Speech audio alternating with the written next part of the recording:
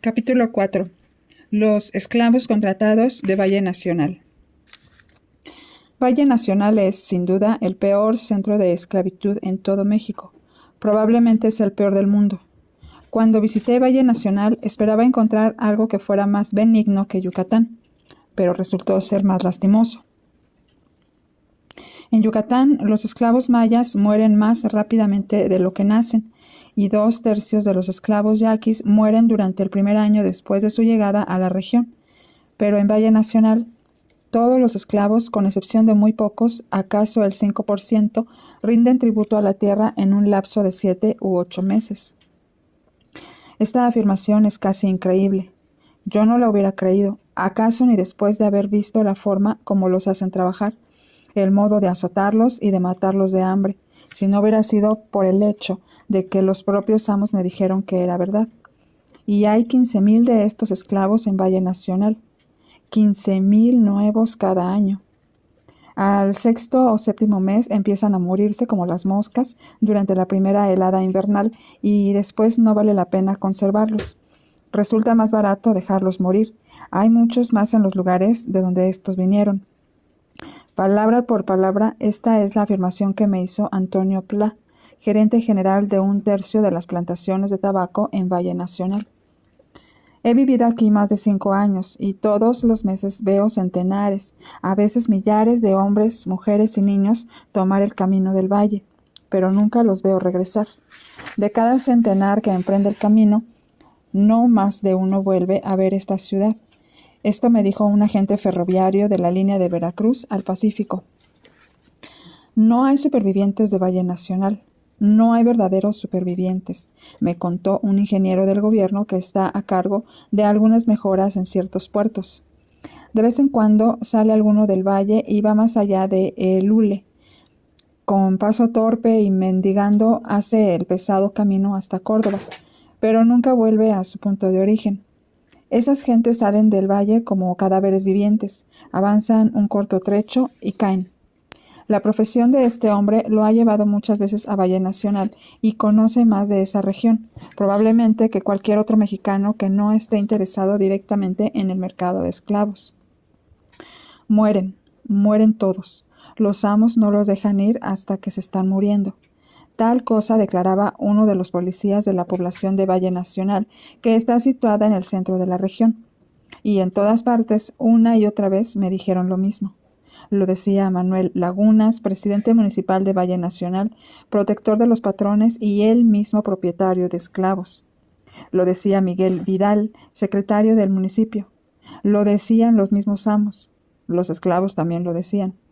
Y después de haber visto lo que antes había oído, me convencí de que esta era la verdad. Los esclavos de Valle Nacional no son indios como lo son los esclavos de Yucatán. Son mestizos mexicanos. Algunos de ellos son hábiles artesanos, otros artistas, y la mayoría de ellos son trabajadores ordinarios. En conjunto, aparte de sus andrajos, sus heridas, su miseria y su desesperación, constituyen un grupo representativo del pueblo mexicano. No son criminales. No hay más del 10% a quien se haya acusado de algún delito. El resto son ciudadanos pacíficos y respetuosos de la ley. Sin embargo, ninguno de ellos llegó al valle por su propia voluntad, ni hay uno solo que no esté dispuesto a dejarlo al instante si pudiera salir. No hay que aceptar la idea de que la esclavitud mexicana está confinada en Yucatán y en Valle Nacional. Condiciones similares rigen en muchas partes de la Tierra de Díaz, y especialmente en los estados del sur de la capital. Cito a Valle Nacional por ser notorio como región de esclavos y porque, como ya se indicó, constituye el mejor ejemplo de la peor trata de esclavos que conozco. La causa de las extremosas condiciones de Valle Nacional es principalmente geográfica. Valle Nacional es una honda cañada de 3 a 10 kilómetros de anchura, enclavada entre montañas casi inaccesibles en el más extremo rincón al noroeste del estado de Oaxaca. Su entrada está a 8 kilómetros aguas arriba del río Papaloapan, partiendo de El Hule, que es la estación ferroviaria más próxima, y por este lugar pasa todo ser humano que va o viene del valle. No hay ninguna otra ruta practicable para entrar ni para salir. Las magníficas montañas tropicales que lo rodean están cubiertas por una impenetrable vegetación, cuyo paso dificultan aún más los jaguares, pumas y serpientes gigantescas. Además, no hay camino carretero a Valle Nacional, solamente un río y un camino de herradura. Un camino que lo lleva a uno por la selva, después bordea precipicios donde el jinete tiene que desmontar y andar a gatas, llevando al caballo de la brida. Más tarde hay que atravesar la honda y alborotada corriente del río. Se necesita ser un fuerte nadador para cruzar este río cuando la corriente es crecida. Pero no obstante, quien vaya a pie tiene que cruzarlo a nado más de una vez para salir de Valle Nacional. Si se va a caballo es preciso cruzarlo 5 veces, 4 en canoa, haciendo nadar trabajosamente a los caballos, y otra vadeando por una larga y difícil ruta en la que hay que evitar grandes rocas y hondos agujeros. El valle propiamente dicho es plano como una mesa, limpio de toda vegetación inútil, y por él corre suavemente el río Papaloapan. El valle, el río y las montañas circundantes forman uno de los más bellos panoramas que he tenido la suerte de contemplar. Valle Nacional se halla a 3 horas de viaje de Córdoba y a 2 de El Ule. Los viajeros perdidos llegan a veces hasta Tuxtepec, la ciudad principal del distrito político, pero nadie va a Valle Nacional si no tiene allí algún negocio. Es región tabaquera, la más conocida de México, y la producción se obtiene en unas 30 grandes haciendas, casi todas propiedad de españoles. Entre el Ule y la entrada al valle hay 4 pueblos: Tuxtepec, Chiltepec, Jacatepec y Valle Nacional, todos situados a orillas del río, y todos ellos provistos de policías para cazar a los esclavos que se escapen. Pero ninguno de estos puede salir del valle sin pasar por los pueblos. Tuxtepec, el más grande, cuenta con 10 policías y 11 rurales. Además, todo esclavo que se escapa supone un premio de 10 pesos al ciudadano o policía que lo detenga y lo devuelva a su propietario. En esta forma se comprenderá hasta qué punto el aislamiento geográfico de Valle Nacional contribuye para que sea algo peor que otros distritos de México, en lo que también explotan esclavos. Además de todo esto, hay que añadir el completo entendimiento que hay con el gobierno y la proximidad a un mercado de trabajo casi inagotable. La esclavitud en Valle Nacional, lo mismo que en Yucatán, no es otra cosa sino peonaje o trabajo por deudas llevado al extremo, aunque en apariencia toma un aspecto ligeramente distinto, el de trabajo por contrato. El contrato de trabajo es, sin duda, el origen de las condiciones imperantes en Valle Nacional. Los hacendados tienen necesidad de trabajadores y acuden al expediente de gastar en importarlos, en la inteligencia de que tales trabajadores deben permanecer en sus puestos durante un plazo determinado. Algunos han intentado escapar a sus contratos y los hacendados han usado la fuerza para obligarlos a quedarse. El dinero adelantado y los costos del transporte se consideran como una deuda que el trabajador debe pagar mediante trabajo. De aquí solo se necesita un paso para organizar las condiciones de trabajo, de tal modo que el trabajador no pueda verse libre en ninguna circunstancia. Con el tiempo, Valle Nacional ha llegado a ser sinónimo de horror entre toda la población trabajadora de México. Nadie desea ir allá por ningún precio. Así los dueños de las haciendas se ven en la necesidad de decir a los contratados que se les llevará a otra parte, lo cual ha sido el principio de que se engañara por completo a los trabajadores, de que se formularan contratos que no serían cumplidos, pero que auxiliarían a enredar totalmente a quienes cayeran en el garlito. Por último, de esta situación solo hubo un paso para integrar una sociedad mercantil con el gobierno, en la que la fuerza policíaca fue puesta en manos de los hacendados para que los ayudara a llevar adelante un comercio de esclavos. Los hacendados no llaman esclavos a sus esclavos, los llaman trabajadores contratados. Yo sí los llamo esclavos porque desde el momento en que entran a Valle Nacional se convierten en propiedad privada del hacendado y no existe ley ni gobierno que los proteja. En primer lugar, el hacendado compra al esclavo por una suma determinada, lo hace trabajar a su voluntad, lo alimenta o le hace pasar hambre a su antojo, lo tiene vigilado por guardias armados día y noche, lo azota, no le da dinero, lo mata y el trabajador no tiene ningún recurso al cual acudir. Llámese esto como se quiera, yo lo llamo esclavitud, porque no conozco otra palabra que se adapte mejor a tales condiciones. He dicho que ningún trabajador enviado a Valle Nacional para convertirlo en esclavo hace el viaje por su propia voluntad. Hay dos maneras de llevarlo hasta allí, bien por conducto de un jefe político o de un agente de empleos, que trabaja en unión de aquel o de otros funcionarios del gobierno. El jefe político es un funcionario público que rige un distrito político, correspondiente a lo que se llama condado en los Estados Unidos. Es designado por el presidente o por el gobernador del estado y también funge como presidente municipal de la ciudad principal de su distrito. A su vez, él suele nombrar a los alcaldes de los pueblos de menor categoría que están bajo su autoridad, así como a los funcionarios de importancia. No tiene ante quién rendir cuentas, excepto su gobernador, y a menos que el presidente de la República resuelva intervenir, resulta por todos conceptos un pequeño zar de sus dominios. Los métodos empleados por el jefe político cuando trabaja solo son muy simples. En lugar de enviar a pequeños delincuentes a cumplir sentencias en la cárcel, los vende como esclavos en Valle Nacional. Y como se guarda el dinero para sí, arresta a todas las personas que puede. Este método es el que siguen, con pequeñas variantes, los jefes políticos de todas las principales ciudades del sur de México. Según me informaron Manuel Lagunas, algunos enganchadores y otras personas de cuya veracidad en el asunto no tengo motivo para dudar, el jefe político de cada una de las 4 ciudades sureñas más grandes de México paga una cuota anual de 10,000 pesos por su encargo, el cual no valdría esa suma si no fuera por los gajes de la trata de esclavos y otros pequeños latrocinios a que se dedica el favorecido con el puesto. Los jefes menores pagan a sus gobernadores cantidades más cortas, envían a sus víctimas por los caminos en cuadrillas de 10 a 100 y a veces más, gozan de una tarifa especial del gobierno en los ferrocarriles y utilizan rurales a sueldo del gobierno para custodiar a los que aprenden. Por todo ello, el precio de venta de 45 a 50 pesos por cada esclavo es casi todo utilidad neta. Pero solamente un 10% de los esclavos son enviados directamente a Valle Nacional por los jefes políticos. Como no hay base legal para el procedimiento, tales jefes prefieren trabajar en connivencia con los enganchadores. Tampoco hay base legal para emplear los métodos que siguen estos enganchadores. Pero esa asociación es provechosa.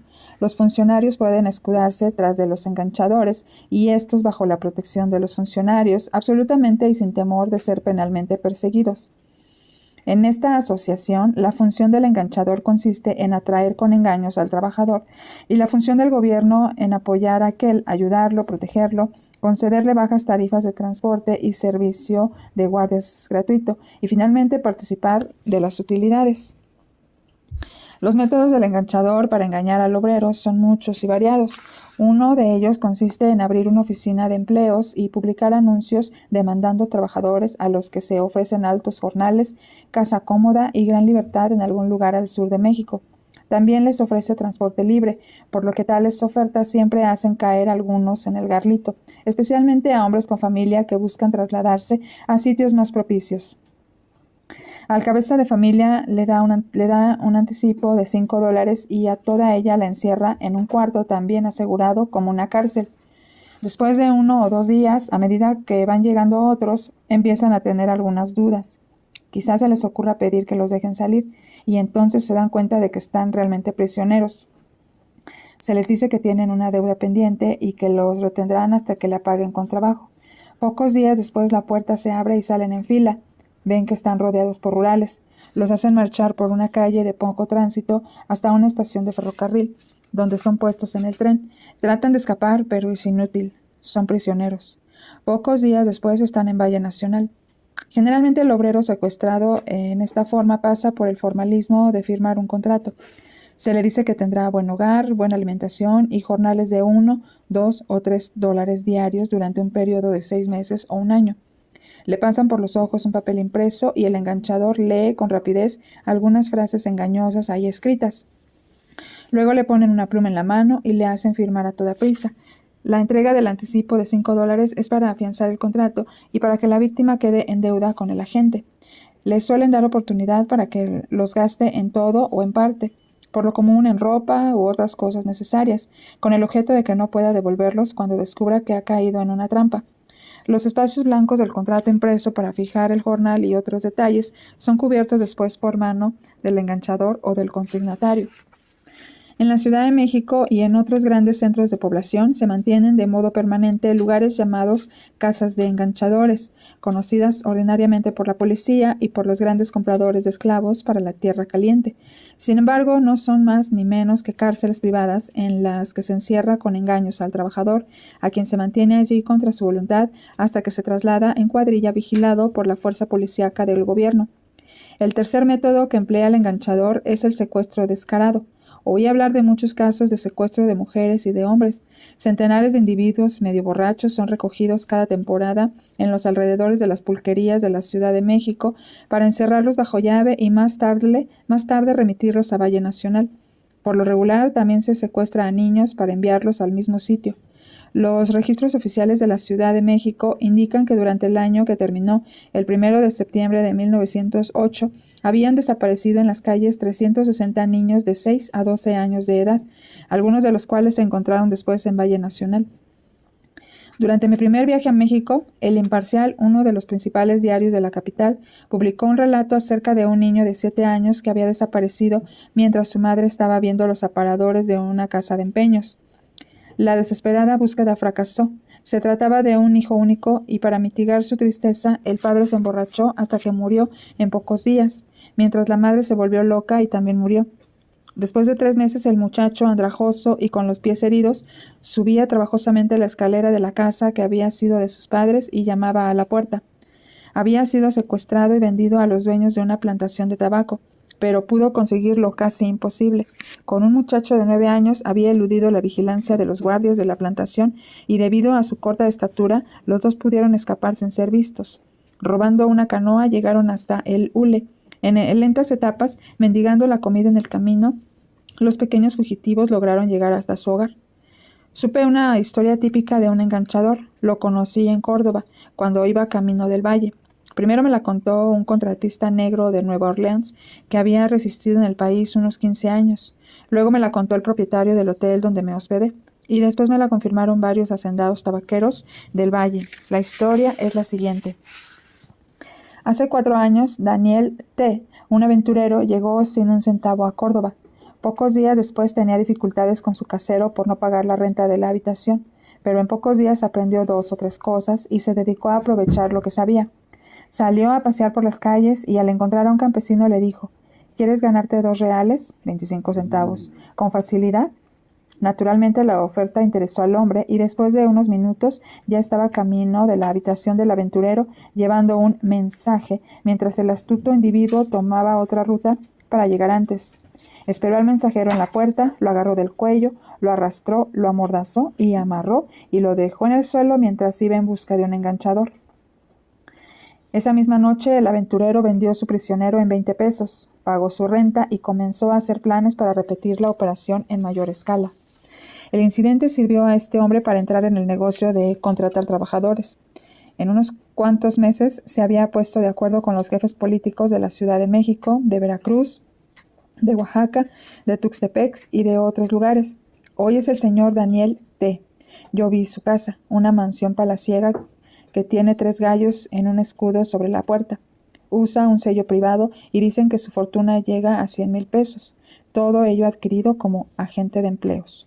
En 1908, el precio corriente por cada hombre era de 45 pesos. Las mujeres y los niños costaban la mitad. En 1907, antes de la crisis, el precio era de 60 pesos por hombre. Todos los esclavos que se llevan al valle tienen que hacer parada en Tuxtepec, donde Rodolfo Pardo, el jefe político del distrito, los cuenta y exige para él un tributo del 10% sobre el precio de compra. La evidente asociación del gobierno con el tráfico de esclavos tiene necesariamente alguna excusa. Esta es la deuda, el anticipo de $5 que suele pagar el enganchador al bracero, la cual es anticonstitucional, pero efectiva. El presidente de Valle Nacional me dijo: no hay un solo policía en todo el sur de México que no reconozca ese anticipo como deuda y apruebe su derecho para llevar al trabajador donde usted quiera. Cuando la víctima llega a la zona del tabaco, se da cuenta de que las promesas del enganchador fueron tan solo para hacerle caer en la trampa. Además, se entera también de que el contrato, si tuvo la suerte de echarle una ojeada a ese papel, se hizo evidentemente con el mismo fin. Así como las promesas del enganchador desmienten las estipulaciones del contrato, este es desmentido por los hechos reales. El contrato suele establecer que el trabajador se vende por un periodo de 6 meses, pero ningún trabajador que conserve un resto de energía queda libre a los 6 meses. El contrato suele decir que el patrón está obligado a proporcionar servicios médicos a los trabajadores. El hecho es que no hay ni un solo médico para todos los esclavos de Valle Nacional. Finalmente, tal documento suele obligar al patrón a pagar un salario de 50 centavos por día a los varones y $3 por mes a las mujeres, pero yo nunca encontré algún esclavo que hubiera recibido un solo centavo en efectivo, aparte del anticipo entregado por el enganchador. Varios patrones se jactaron ante mí de que nunca daban dinero a sus esclavos. Sin embargo, no llamaban a ese sistema esclavitud. Afirmaron que llevaban en los libros las cuentas de sus esclavos y que las arreglaban de modo que éstos siempre estuvieran en deuda. Sí, los jornales son de 50 centavos diarios, dijeron, pero nos tienen que reembolsar lo que pagamos para traerlos. También tienen que cubrir los intereses, la ropa que les damos, el tabaco y otras cosas. Esta es exactamente la actitud de todos los tabaqueros de Valle Nacional. Por la ropa, el tabaco y otras cosas, cargan el décuplo del precio, sin exageración. El señor Rodríguez, propietario de la finca Santa Fe, por ejemplo, me mostró un par de algo parecido a una pijama de tela de algodón sin blanquear que los esclavos usan como pantalones. Me dijo que su propio precio era de $3 el par y pocos días después encontré el mismo artículo en Veracruz a 30 centavos. Pantalones a $3, camisas al mismo precio, ambas prendas de tela tan mala que se desgasta y se cae en pedazos a las 3 semanas de uso. Sí, 8 trajes en 6 meses a $6 son 48. Agréguense $45, que es el precio del esclavo, más 5 de anticipo, más 2 de descuentos, y así se liquidan los $90 del salario de 6 meses. Esa es la forma de llevar las cuentas para mantener a los esclavos sujetos como esclavos. Por otra parte, las cuentas son diferentes para calcular el costo que ellos representan para el amo. El precio de compra, los alimentos, la ropa, los jornales, todo, me dijo el señor Rodríguez, cuesta de 60 a $70 por hombre en los primeros 6 meses de servicio. Agréguense el precio de compra, el anticipo y los trajes al costo de 60 centavos cada uno, y resulta un remanente de 5 a $15 para alimentos y jornales durante 6 meses, que se gastan en frijoles y tortillas. Claro, también hay otro gasto constante que tienen que pagar los amos. El entierro en el cementerio del Valle Nacional cuesta $1.50. Digo que se trata de un gasto constante porque en la práctica todos los esclavos mueren y se supone que hay que enterrarlos. La única excepción se presenta cuando, para ahorrarse $1.50, los amos mismos entierran al esclavo o lo arrojan a los caimanes de las ciénagas cercanas. Los esclavos están vigilados noche y día. Por la noche los encierran en un dormitorio que parece una cárcel. Además de los esclavos, en cada plantación hay un mandador o mayordomo, varios cabos que combinan las funciones de capataces y guardias, y algunos trabajadores libres que hacen lo de mandaderos y ayudan a perseguir a los que se escapan. Las cárceles son grandes construcciones, a manera de trojes, sólidamente construidas con troncos jóvenes clavados en el suelo y atados con mucho alambre de púas. Las ventanas tienen barras de hierro, los pisos son de tierra y en general sin muebles, aunque en algunos casos hay largos y rústicos bancos que hacen las veces de camas. Los colchones son delgados petates de palma. En ese antro duermen todos los esclavos, hombres, mujeres y niños, cuyo número varía entre 70 y 400. De acuerdo con el tamaño de la plantación. Se amontonan como sardinas en lata o como ganado en un vagón de ferrocarril. Uno mismo puede calcularlo e imaginarlo. En la finca Santa Fe, el dormitorio mide 25 por 6 metros y aloja a 150 personas. En la finca La Sepultura, el dormitorio es de 13 por 5 metros y aloja a 70. En San Cristóbal es de 33 por 16 metros y aloja a 350. Y en San Juan del Río es de 26 por 30 metros para 400 personas. Así, el espacio disponible para que cada persona se acueste es de 3 a 6 metros cuadrados. En ninguna de las fincas encontré un dormitorio separado para las mujeres o los niños.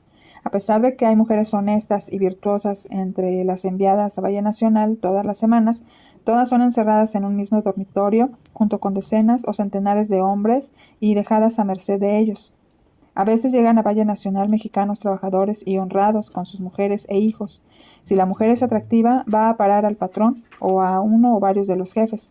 Los niños ven que se llevan a su madre y saben lo que será de ella.